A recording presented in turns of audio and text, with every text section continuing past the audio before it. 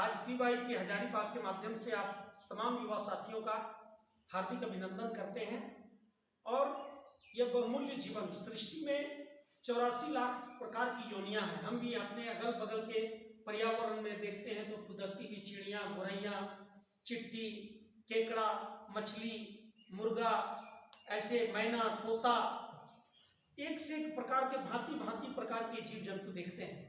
और सब में प्रकृति का एक ऐसा सिस्टम सेट है कि सभी लोग समय की कीमत समझते हैं, ब्रह्म मुहूर्त का समय समझते हैं। सुबह हुआ एकदम ब्रह्म मुहूर्त में एकदम अलार्म है प्रकृति का, मुर्गा ठीक समय से बांग लगा देगा। और एक बार तो वो एकदम 3:15 बजे लगाएगा, फिर 3:45 बजे लगाएगा। जितने प्रकार की चिड़िया है वो चहचहाने लगती है, गाय रंभाने लगती है। लेकिन आज हमारे रोगों का कारण, मानसिक दुश्चिंतन का कारण, तनाव का कारण, डिप्रेशन के कारण, हमारे शरीर में भारीपन के कारण क्यों है? इसका एक ही कारण है कि हम अपने रूटीन को ठीक नहीं कर पा रहे हैं। और अपने रूटीन को जब तक हम ठीक नहीं करेंगे तब तक भाई बहनों हम अपने जीवन में कुछ नहीं कर सकते हैं। इस प्रकृति में केवल एक ही है, 84 लाख योनि में हर लोग प्रकृति के नियमों का पालन करते हैं। लेकिन एक ही जीव है जिसको मनुष्य कहा गया है। मनुष्य के जीवन में आज देख लीजिए तो उनका ना सोने का, ना जागने का, ना खाने का, ना पीने का कोई ठिकाना नहीं है। और वो आलस, वो दुर्गुण, वो मानसिक डिप्रेशन को दूर भगाने का क्या उपाय है? तो हमारे ऋषियों ने कहा हमको आध्यात्मिक सूत्रों से जुड़ना चाहिए। और आध्यात्मिक सूत्र में सबसे पहले समय का पालन, इंद्रिय संयम, अर्थ संयम, समय संयम और विचार संयम। इंद्रिय संयम किसको कहते हैं? हमारी जो ऊर्जा है, हमारे पास जो एनर्जी है, हमारे पास जो वीर्य बल है, जो हमको माँ के गर्भ से, माँ के अमृत दूध से मिला, प्रकृति के साग सब्जी भाजी रोटी चावल से मिलता है। और वो वीर्य की बूंद हम आज युवा की आज सबसे बड़ी विडंबना है कि आज ये फिल्मी वालों ने, आज ये कामुकता के बाजार वालों ने, आज हीरो हीरोइन के नाम पर, आज अश्लीलता के नाम पर, आज युवा के मन मस्तिष्क में वो सुर्खनखा, वो एक से एक अश्लीलता परोसने वाली किन्हीं का नाम लेना ठीक नहीं लगता है। वो हमारे मस्तिष्क में हर समय डेरा जमाए हुए हैं। हमारे मस्तिष्क में वही चलता है। पढ़ाई हमारा 10% चल रहा है तो अश्लीलता और बुरे विचार हमारे मस्तिष्क में 90% चल रहा है। तो जो चीज का 90% जिसका बहुमत होगा सफलता उसको मिलेगी। अगर बहुमत अच्छाई की होगी तो राम राजा बनेंगे, और अगर बहुमत बुराई की होगी तो रावण राजा बनेंगे। शक्ति दोनों में है। तो इसलिए युवा साथियों, हम सभी लोगों को पहला संयम, इंद्रिय संयम, ब्रह्मचर्य का पालन, ब्रह्मचर्य का पालन, जो हमारी एनर्जी, हमारी जो वीर्य का बुंद है, उसको यदि हम ऊर्ध्वगामी बनाते हैं, ब्रह्मचर्य का पालन करते हैं, तो हमारे शरीर में वो जो है शारीरिक स्वस्थता, शारीरिक का सौष्ठव, मानसिक संतुलन, और हमारे पास इम्यूनिटी पावर, हमारे पास विल पावर, हमारे पास कैपेसिटी बिल्डिंग इस तरीके से विकसित हो सकता है।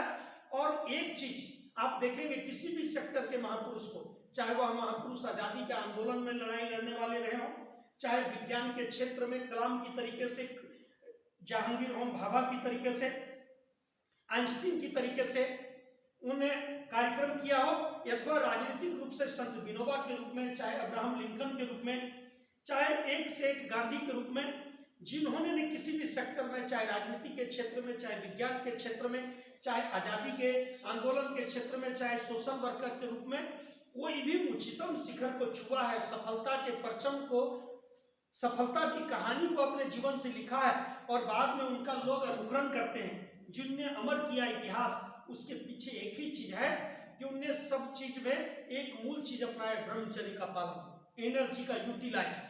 क्योंकि यह प्रकृति ऊर्जा का सिद्धांत है, ये ऊर्जा का खेल है। ऊर्जा का यदि हम संयोजन नहीं किए, ऊर्जा को यदि हम ऊर्ध्वगामी नहीं बनाए, ऊर्जा को यदि अच्छे कार्यों में हम नहीं लगा सके, यदि ऊर्जा का हम बचत नहीं कर सके, तो हम उसी तरह भिखारी हो जाएंगे।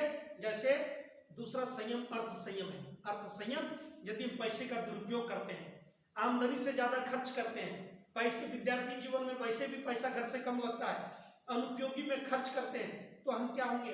पैसा हमारे पास बचेगा तो पैसे के भिखारी को होना पड़ेगा, अर्थ मैनेजमेंट हमारा गड़बड़ा जाएगा। तो इसलिए आप देखे होंगे आमदनी 98 और खर्चा रुपया। अगर हमारा आमदनी से ज्यादा खर्च है तो हमको फिजूल खर्ची माना जाएगा, और धन के मामले में हमको उसको चोर के समान समझा जाएगा, धूर्त की तरीके से हम यूटिलाइज करना नहीं जानते हैं। उसी तरीके से ब्रह्मचर्य का पालन कर से इंद्रियों का संयम होगा। और इसलिए भगत सिंह के चेहरा को देख लीजिए, डॉक्टर कलाम के चेहरा को देख लीजिए, बाल गंगाधर तिलक के चेहरा को देख लीजिए, गांधी जी के उस दिव्यता को देख लीजिए, विनोबा जी की दिव्यता को देख लीजिए। ये सभी लोग संयम का पालन किया, ब्रह्मचर्य का पालन किया। स्वामी राम तीर्थ ने कहा एक दीपक में तेल डाल दो और उसके पेंदी में सुई के बराबर सुराख छोड़ दो, तो क्या करेगा, वो धीरे धीरे फर्श पर फैल जाएगा। लेकिन उसी में एक बत्ती डाल दो और दिया सलाई से जला दो, तो एक अंधेरे कमरे को क्या करेगा, प्रकाशित करेगा। जो तेल नीचे बर्बाद हो रहा था ऊपर में प्रकाश करेगा। तो आप उस ऊर्जा को चाहे सोशल वर्क में लगा दीजिए, आप पढ़ाई में लगा दीजिए, आप कैरियर बनाने में लगा दीजिए, कैरेक्टर के निर्माण में लगा दीजिए। लेकिन ब्रह्मचर्य और विद्यार्थी ये दो शब्द है और आपस में मिला हुआ शब्द है। और ये विद्यार्थी जीवन केवल कोर्स का नहीं बल्कि कॉमन सेंस बढ़ाने का, अपने शारीरिक बलिष्ठता को बढ़ाने का। उनकी प्रकृति कायर को, कमजोर को और डरपोक को कभी पसंद नहीं करती है। ये प्रकृति में वही हिट किया है जो अंदर से अपने आप को फिट बनाया है। नहीं तो बिहार में कहावत है, बाहर से फिट फाट और अंदर से मुकामा घाट। कितना नंबर आ रहा है, बोल 60% नहीं आ रहा। क्यों? क्योंकि हम ऊर्जा का संयोजन करना, ऊर्जा का रूपांतरण होता है। ठोस है तो द्रव बना और द्रव से गैसीय अवस्था में परिणत हो जाता है। तो उसी तरह जो हमारी नाभि के नीचे जो ऊर्जा है उसको हमको संयोजन करना है, यूटिलाइज करना है। इंद्रिय संयम, अर्थ संयम, पैसे को बचाना, अच्छे कार्यों में लगाना है। इंद्रिय से अर्थ संयम, समय संयम, जीवन का अर्थ समय है।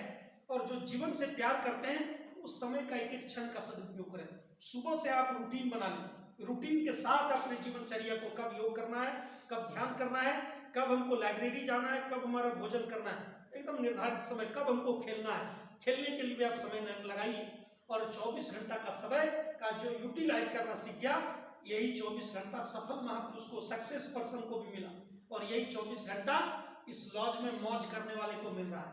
यही 24 घंटा भांति भांति प्रकार के जीव जंतु जो हजारीबाग के लॉज में रह रहा है, कह रहे मेडिटेशन में जा रहे हो, वहां तो दिमाग खराब कर हो जाएगा, यहीं रहो, इतना जल्दी नौकरी होता है, नौकरी हम तो 7-8 साल से तैयारी कर रहे हैं।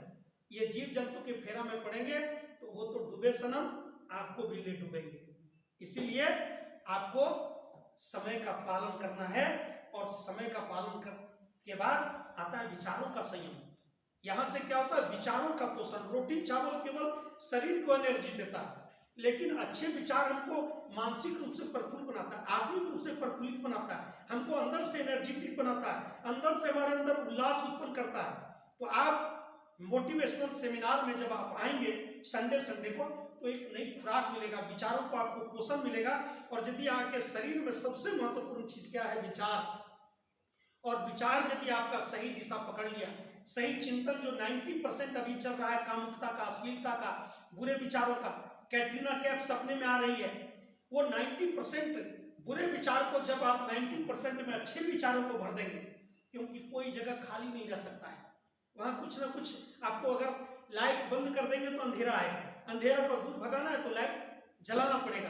तो यहाँ ये मस्तिष्क खाली नहीं रह सकता है, चाहे यहाँ बुरा विचार रहेगा चाहे अच्छा विचार रख सकते हैं। तो बुरे विचारों को भगाने के लिए आपको लाठी चलाने की आवश्यकता नहीं है, अच्छे विचारों से केवल अपने आप को जोड़ लेना है। और अच्छे विचारों को जोड़ने का जो महाविज्ञान है उसी का नाम है गायत्री मंत्र, उसी का नाम है सूर्य का ध्यान, उसी का नाम है प्राणायाम, उसी का नाम है योग, उसी का नाम है विचारों का संयम। इसी भाव के साथ अपनी वाणी को ही विराम देते हैं। धन्यवाद, नमस्कार, सभी साथियों को प्रणाम।